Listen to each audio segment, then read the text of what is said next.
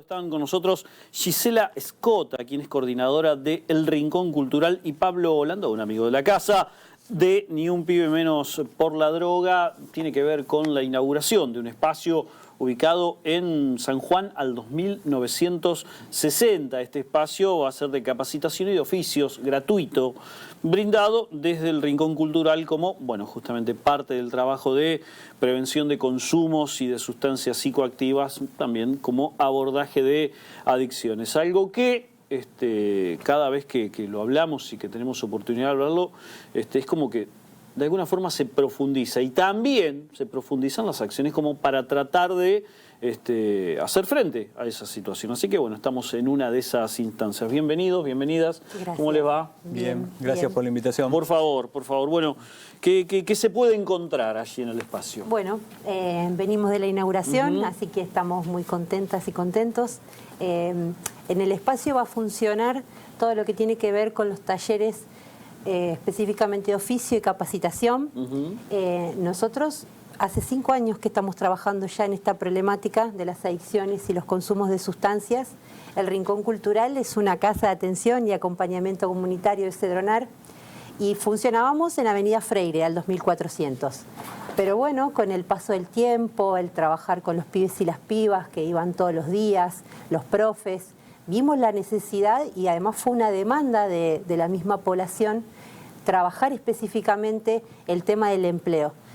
La falta de empleo que hoy lamentablemente atraviesa a toda la juventud, y este espacio busca eso, ser una herramienta, un lugar de oportunidades para que los jóvenes de la ciudad de Santa Fe puedan aprender un oficio. Tenemos desde barbería, peluquería, manicuría, serigrafía. Estamos por arrancar con talleres nuevos como lo que es electrónica domiciliaria. Me cuesta un poquito porque no es mi tema. Imagino, pero está bien. Tenemos orientación laboral, así que la oferta es muy grande, y como decía, son todos libres y gratuitos a partir de los 16 años, que es la única condición, porque bueno, también queremos que los pibes terminen la escuela, ¿no? Muchas veces en realidad nos plantean esto: bueno, queremos aprender un oficio porque tenemos que salir a changuear, a laburar, claro, y la escuela no la podemos terminar porque hoy es un impedimento, nos lleva tiempo, no tenemos plata. Pero bueno, nosotros seguimos insistiendo en la importancia de la educación, así que mínimamente pusimos esa condición para que, bueno, que los pibes continúen con la escuela. Gisela, la cantidad de datos que tiraste es increíble, no sé si te diste cuenta, pero tiene que ver con población adolescente o joven, que no tiene la posibilidad a lo mejor de terminar su escuela y por lo tanto tiene que salir a changuear, pero que a su vez se encuentra con la dificultad de insertarse en el mundo laboral, que hoy es muy difícil, y a partir de allí con la carga de venir con el consumo problemático de sustancias. Digamos, todo un combo de situación muy difícil. Bueno, nosotros, como les contaba, hace 5 años que venimos trabajando, así que vemos primero, en primer lugar, cómo bajó la edad en el consumo. Cada vez son más jóvenes, hasta niños, diría, las personas que consumen. Y además está atravesado por un montón de otras problemáticas el consumo. Una persona cuando comienza a consumir no es por un motivo, son muchas las cuestiones que lo llevan a consumir. Bueno, nosotros sociales, personales. Exactamente, exactamente. Nosotros decimos que es una problemática social que debe ser abordada de manera integral, interdisciplinaria, intersectorial. Por esto que vos decías, ¿no?, recién tan claramente, bueno, los pibes vienen con que no tienen laburo, tienen que salir a changuear, entonces hay que abordarlo de esa forma para poder dar una solución. Por supuesto que nosotros entendemos que hacemos un trabajito de hormiga, y por eso también reclamamos y estamos siempre tratando de estar en agenda para que se piensen políticas públicas para esta población y esta problemática que hoy está aumentando exponencialmente. No, más que una pregunta, es una reflexión también para todos, y hacerlo sentir a los chicos que no es un gil el que elige laburar y estudiar, claro, y en lugar de ser un soldadito del narco, ¿no? Porque también hay toda una cultura de que en los barrios el que se desarrolla económicamente, el que tiene el aguante, el que es respetado es aquel que está en el negocio este negocio tan criminal, tan perverso.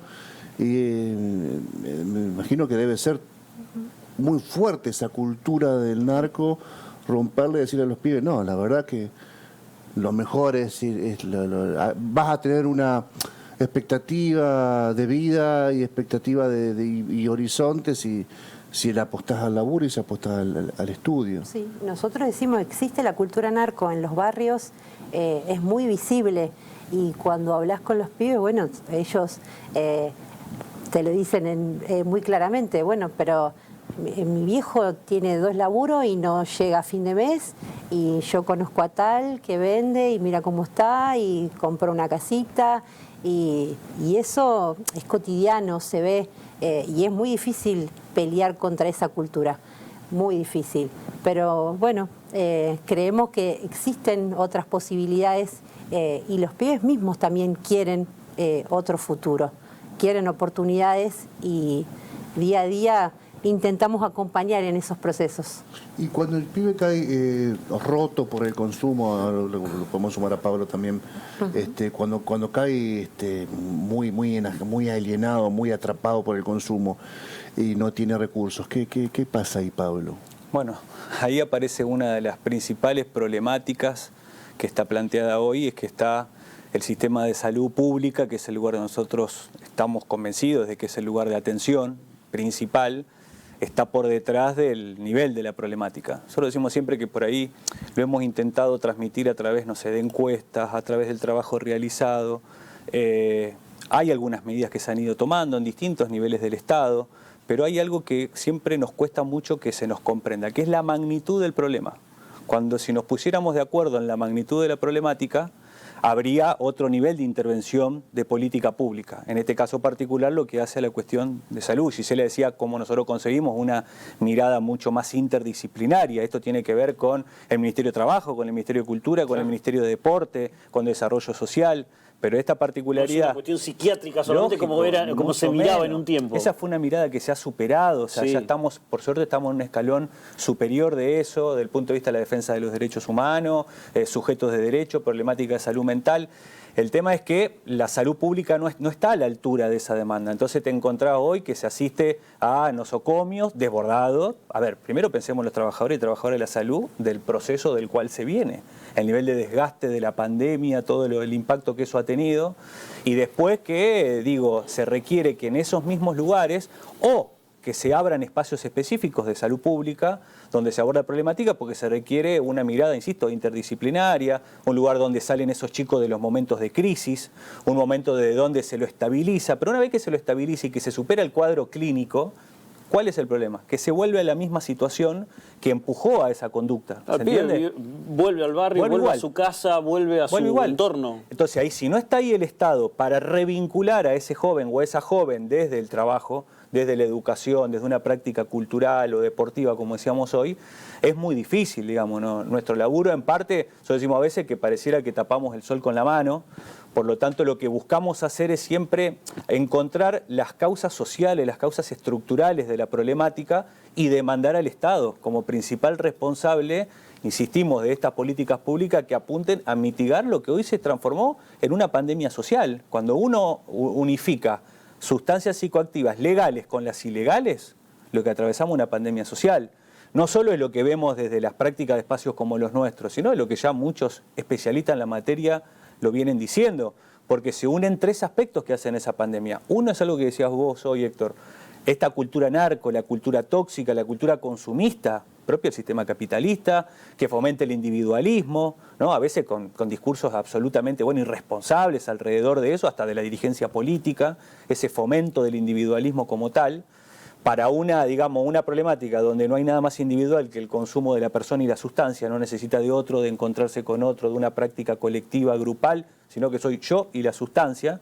Fomentar el individualismo y esa cultura tóxica consumista es sumamente dañino, pero cuando le agrega la cultura narco, cuando los chicos en la esquina del barrio no tienen acceso a un material de estudio, a una pelota, sino que tienen acceso a armas o a drogas, es muy difícil. Pero cuando eso, ni hablar, pero cuando eso le agregás que no hay políticas de enfrentar seriamente el narcotráfico, ¿quién persigue el lavado de dinero? ¿Quién persigue, por ejemplo, si tenemos los puertos de la provincia de Santa Fe, incluso hoy se está discutiendo la hidrovía, absolutamente zonas francas por donde circulan las sustancias.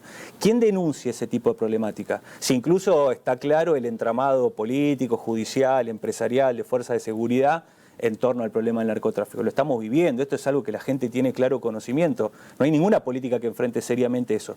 Y el tercer factor es este que decía recién él, la vulnerabilidad social creciente de la población, donde hoy te encontrás, no sé, hoy estábamos repasando en la inauguración, 7 de cada 10 jóvenes que tienen laburo en Santa Fe, los privilegiados que tienen laburo en condiciones de baja remuneración, laburo de baja calidad, de bajísima calificación, absolutamente con informalidad laboral.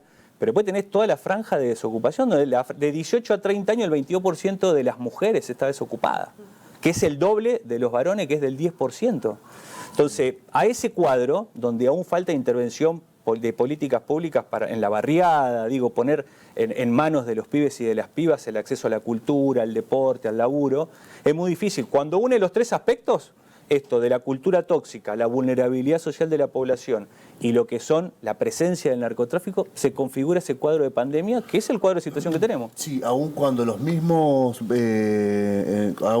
los mismos barrios donde esta cultura se desarrolla y se extiende, son los que ponen los muertos, los enfermos,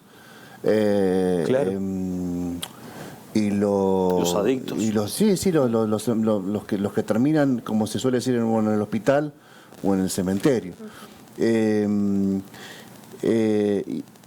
Y sumo además que está pasando algo muy interesante, lamentablemente, en el país, que es que el que tiene el laburo en blanco trabaja 4 horas a la mañana, si trabaja en el comercio, trabaja 4 horas a la tarde, aunque esté en blanco, vuelve a la casa a la noche y vuelve a ser pobre, porque la economía argentina y la inflación hoy por hoy, ayer publicó un informe de Claudio Lozano que da cuenta que entre el 2020 y el 2021 el laburante en blanco en Argentina perdió promedio 83.000 pesos. 83.000 pesos. Sumo un porcentaje a eso. En los últimos tiempos, creo que en el último año, la pérdida de poder adquisitivo de un empleado en blanco, volvemos a decirlo, es de 20%. Bueno. Lo cual es... imagínate la situación de los que no están agarrados de nada, que apenas están agarraditos del sistema moral, la subjetividad de un joven que, ya no solo él no ve la posibilidad de un trabajo, sino que no lo vio en su viejo, en su vieja, algunos no lo vieron en el abuelo o en la abuela. Ya hay por lo menos 3 generaciones. Y una parte, Santa Fe siempre tiene un problema de desocupación estructural, que es lo que intentamos de que de alguna forma se ponga en la agenda. Viste, a veces los números suben un poco, bajan un poquito, pero hay una parte de la población que no se puede incorporar al mercado del trabajo porque no se crea trabajo. ¿Cuál es para nosotros la estrategia de un espacio como este? Abrimos las puertas y se llena de pibes. La demanda de los pibes de poder tener un oficio está presente. Lo que no hay es un laburo que contenga esa demanda, que le dé lugar, que los ayude a por lo menos planificarse un proyecto de vida donde tenga, nosotros decimos, recibo de sueldo, aporte, obra social, una pilcha de trabajo, que digo, hasta estar roto esa imagen, ese mandato y esa cultura del laburo que por ahí la vimos nosotros con nuestros viejos. Que son derechos, no son privilegios. Lógico, por otra parte. pero lógico. Entonces, desde ahí toda esa inestabilidad que se genera en la cabeza de esos pibes, donde ahí viene un poco, te diría, el arte de construir nuevamente, reconstruir un proyecto de vida desde estas estrategias que pensamos, para demostrar de que hay un futuro verdaderamente posible, distinto a lo que se le presenta cotidianamente a esos jóvenes y jóvenes, que en la ciudad de Santa Fe, insisto, las estadísticas son dramáticas en la población juvenil en particular. ¿Qué opinan? Algo mencionaste recién, no termino de vincularlo del todo, pero por eso lo pregunto. ¿Qué opinan de lo que se dio hace algunos días como hecho de polémica, emanado desde la Municipalidad de Morón, en el conurbano bonaerense, con una promoción de directamente asumir que existe un problema de consumo problemático de drogas, cuidado con la cocaína, si es porro, comprarle al dealer que conozcas? Digamos, una campaña que, reitero, generó muchísima polémica a nivel político, a nivel de discusión médica, si se quiere también, o especializada en el tema. ¿Cuál es su postura respecto a eso? Mira, nosotros incluso hicimos publicaciones respecto al tema. A ver, nosotros tenemos una diferencia con esa estrategia cuando es política pública. A ver, nosotros creemos que el Estado debe estar en otro nivel de intervención, porque si no es convivir con el estado actual de cosas, no hay posibilidad de transformarlo. La reducción de riesgo y daño puede ser parte de una problemática para una parte de la población, o puede ser una estrategia de tipo complementaria. Pero creemos que el Estado, como decíamos hoy en materia de salud, de educación, de trabajo, de cultura, de deporte, debe intervenir para transformar esta realidad. El mensaje es, no se puede hacer nada si la política pública, si la centralidad de la política pública tiene el enfoque de reducción de daños. ¿Me explico? Sí, sí. Puede ser que alguna institución lo aborde, que sea parte de un tratamiento específico, pero nosotros al Estado le demandamos más, porque incluso es donde debe bajar un mensaje a la población de, digamos, de diagnóstico distinto, esto que decía hoy. El Estado debe estar anunciando hoy la gravedad de la problemática, un tipo de intervención de políticas públicas a la altura de la gravedad de esa problemática, y si se asume solo desde un lugar de reducción de riesgo y daño, no hay forma de poder revertirlo. ¿Me explico? Sí, sí. Nosotros creemos que incluso ha avanzado mucho distintas estrategias, por supuesto no de quienes desarrollan reducción de daños, sino de quienes hacen negocios con esto, que buscan que la población aumente de alguna forma el nivel de tolerancia social y se baje la percepción del riesgo de los consumos. Solo queremos que el Estado promueva otro tipo de, digamos así, de iniciativas y de mensajes. O sea, queremos a los jóvenes lúcidos, los queremos participando activamente, no sé, si son estudiantes, los centros de estudiantes, si están en el barrio, en la vecinal, que militen en política, si son jóvenes laburantes, no sé, en sus sindicatos, los queremos ser parte, que sean parte activa de construcción de proyectos de vida distintos y sobre todo desarrollando mucho de lo que decía hoy, estas prácticas de tipo colectivas o comunitarias. Entonces, frente a eso, insisto, la diferencia reside en esa cuestión, y creo que es válida esta polémica porque la gente tiene la población está mucho más clara que los funcionarios la gravedad del problema. Tal cual. Muy claro. Y ahí viene donde el mensaje, decimos nosotros, guarda, loco, es peligroso, digamos, ¿no? No implica, insisto con esto, que pueda ser parte de un abordaje. Ahora, cuando hablamos de política pública, cuando hablamos del Estado, lo queremos en otro lugar. Queremos que el Estado tenga un rol efectivo en campañas de prevención como política pública central, y de ahí viene el desarrollo del deporte, de la cultura, de sostener a los pibes en el sistema educativo. Y como decimos siempre, en las veces que viene acá, dije, acá, de dónde este ovillo de dónde se empieza a tirar para desenredar, de crear laburo. Si no se crea trabajo, es muy, pero muy difícil que se reconstruyan proyectos de vida. Y esto que agregan ustedes. Y si los que lo tienen están en esta situación, bueno, la verdad que el cuadro es complejo. Vamos a repasar. Se inauguró este espacio en San Juan 2960, en Barrio Roma, si no me falla la memoria geográfica. ¿Casi Crespo sería? No. Estamos a media cuadra entre Hipólito Yrigoyen y Crespo, que Crespo justo se corta, pega la vueltita, Claro. del costadito del parque a metros. Ahí está. Hoy voy a andar por ahí haciendo actividad física. Mira vos. Bien, ¿Sí? O sea, hay a alguien le interesa. No creo Pero que si a alguien le interesa el dato. Bueno, aquí en San Juan, en el 2960, un espacio de capacitación y oficios gratuito, brindado desde el Rincón Cultural como parte del trabajo de lo que recién mencionaban nuestros invitados de prevención de consumos de sustancias psicoactivas y abordaje de adicciones. Gisela, Pablo, muchísimas gracias. No, gracias Gracias a ustedes, como siempre, por tener en cuenta el tema y sobre todo para ponerlos en agenda. Ojalá que sigan así y que siga activo el trabajo de prevención y bueno.